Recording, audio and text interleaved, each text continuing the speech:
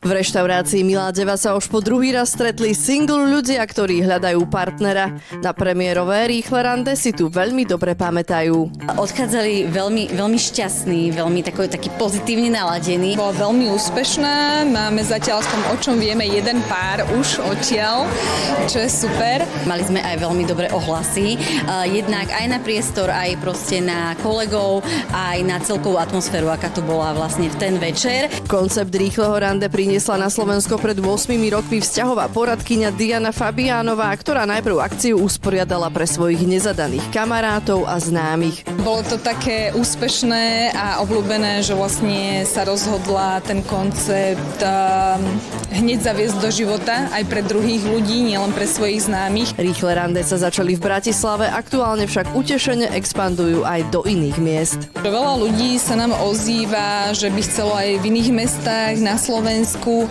čiže už skúšame tak postupne Trnavu, Nitru, Trenčín, Košice. Budeme pokračovať a teda pevne veríme, že aj ten záujem zostane u nás a že si tu možno niektorí zorganizujú v budúcnosti aj svadbu alebo nejaké krstiny. Nie je to vôbec nepravdepodobné. Máme viacero aj svadieb, aj partnerstiev dlhodobých, rodiny, detí, šteniatka, všetko možné. Ak túžite po čomsi podobnom a bežným spôsobom sa vám nedarí stretnúť vašu druhú polovicu, vyskúšajte Rýchle rande. Nie je to žiadne internetové dlhodobé vypisovanie. Rýchle rande má zhruba nejaké 4 minútky plus minus a za tú dobu máme osvedčené, že vedia odhadnúť, či je im ten človek sympatický, či sa chcú ešte stretnúť.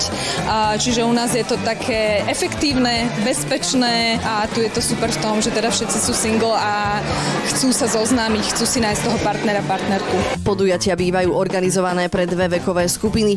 Podrobný prehľad nájdete na webe Láska tu, no a o najbližšom Rýchlom rande v Milej Deve sa dozviete na jej stránkach.